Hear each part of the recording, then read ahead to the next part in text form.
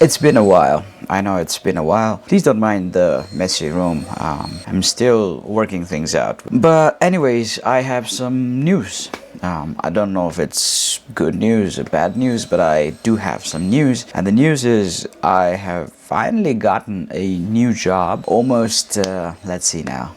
Almost 11 months, I guess. Yeah, 11 months since my graduation. You know what? Now that I have a job, I kind of miss those times where I could just be doing whatever I wanted. An hour of job application and then 5 or 6 hours of drawing, playing video games, all that stuff. And now it's more of a 8 hours of job. And the rest is just feeling tired, scrolling reels and sleep. It sounds bad, but I'm quite interested about this job, and and let me explain to you why. Right now I'm in Nepal. This is my home country. The job I have right now is to go to a public school, and then what I have to do is I have to sort of facilitate the teachers that are already there. In my case, it's going to be facilitating teachers that teach English, and I will be taking classes as well.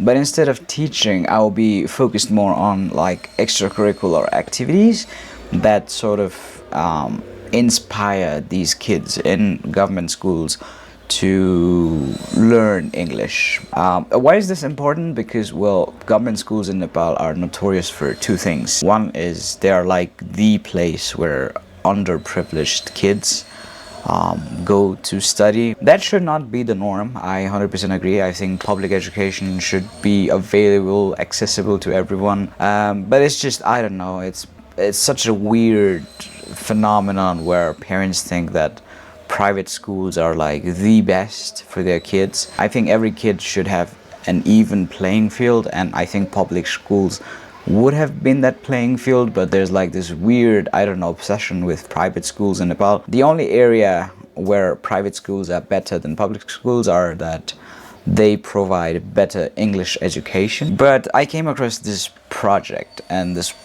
what this project wanted to do was like target these students in public schools almost as an intervention, introduce English, math and science classes, like additional classes so that they can go on to pursue careers in STEM in the future. That's like a very ambitious plan, but that was also like the primary objective of this project. So I didn't really care about like science or math or like going into STEM, because why are we forcing onto the kids?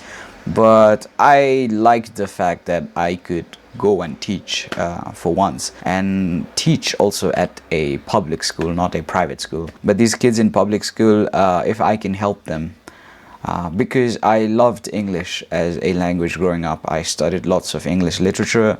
It was like something that I inherently had interest in. And so if I could go and spark that sort of interest in these kids as well, sure, why not? So I signed up for it, and they placed me on a school.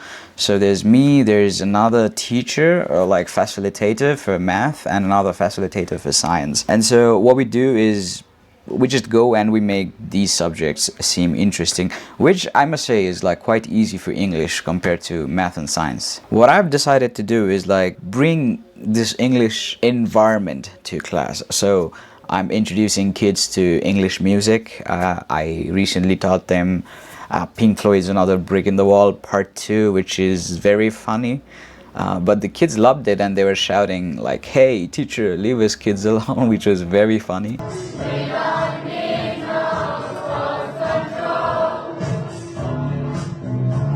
I'm also telling them to watch a few basic English movies. Maybe things from Disney, Pixar, stories that they have already read, things like Rapunzel, Snow White, Cinderella. Every day we do like 10 minutes of speaking practice, so they will tell me what they did in the weekend or what they are going to do in the weekend if the class is on Friday. So that's how it's been going. It's been, so I took like 2 months of training like how to handle classes, how to teach, how to deal with kids, because I've never taught kids before.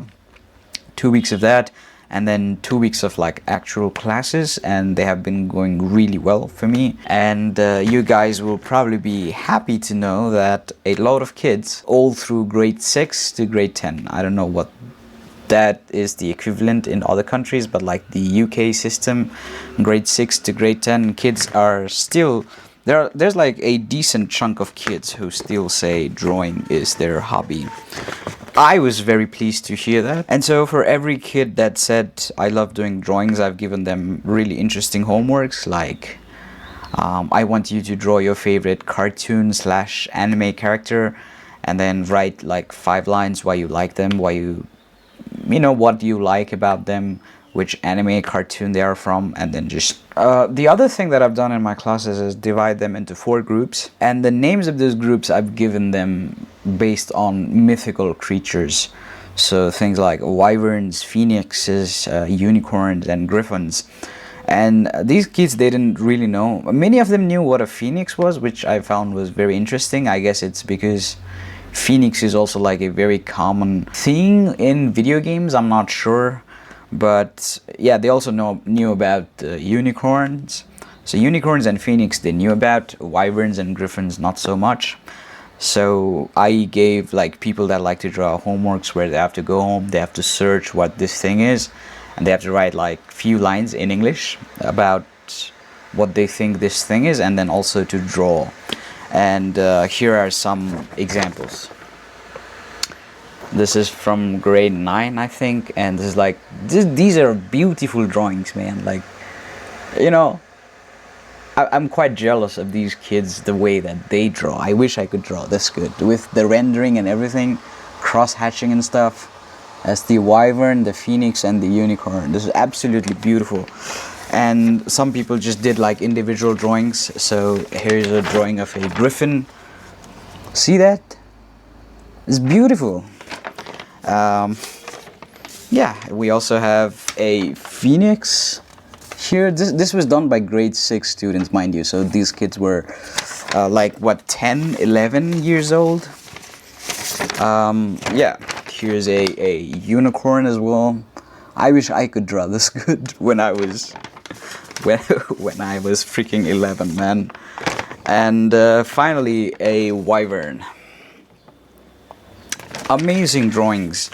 This has been actually like productive because I've had like few kids come up to me and ask me the meaning about this and like how these stories came about to be, and I told them about like magical creatures and stuff. I'm thinking maybe I will slowly introduce them to other mythical creatures. I was thinking more like Greek mythology with things like hydras, chimeras, medusas, those things.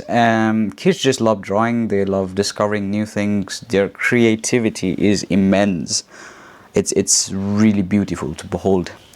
And yeah, I'm happy that I'm facilitating that. I do want to say that it's not all fun and games. I mean, not for me as a teacher, but as a student, because there's like a wide variety of students that come to public schools.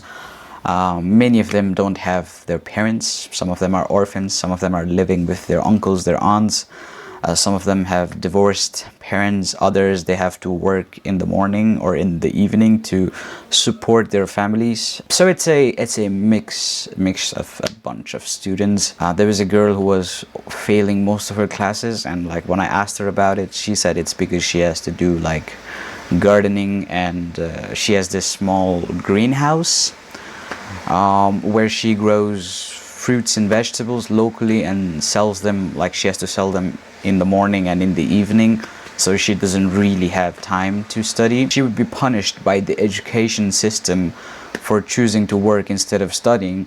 But I was thinking maybe there is also a learning to be gained there. Maybe she could develop special interests in botany or you know, like agriculture and stuff, and maybe she could do something related to that. Like it doesn't always have to be traditional come to school, listen to teachers and study type of thing. So right now I'm sort of trying to understand my students a bit more, so I can give them homeworks and assignments that kind of connect with them, resonate with them, instead of having to them focus on everything. Yeah, there are other examples like that. It's not all fun and games. I'm seeing like a different side of education system in my own country. I sort of think I'm privileged in a sense that my parents did send me to a good private school, but I think there's some form of privilege tax that I have to pay, and I'm willing to pay that tax. It's like you say, tax the billionaires, because that taxation will help the society. I think the same way you should also be taxing privileged kids like me, where it should be sort of mandatory for us to use our privilege to give back to the society, which I'm doing, I think, in this case. So that's it. Look forward to maybe more of like school life situation things. Maybe I'll also do like a few drawing sessions with my students if they are comfortable. Unfortunately, I haven't really been drawing that much. I think I drew like 3 or 4 pages. Not too much, but yeah, just wanted to update you all on like this new part, new journey of my life. Maybe I will share more of my students' arts also in the future. And I'm also thinking about how I can give like these career guidances to students. That's it. Thank you for watching. Just a quick update video. I will try to post again more regularly, but honestly, this last 1.5 months I had been really busy. Thank you for understanding. Thank you for joining me. I'll see you in the next video. Bye bye.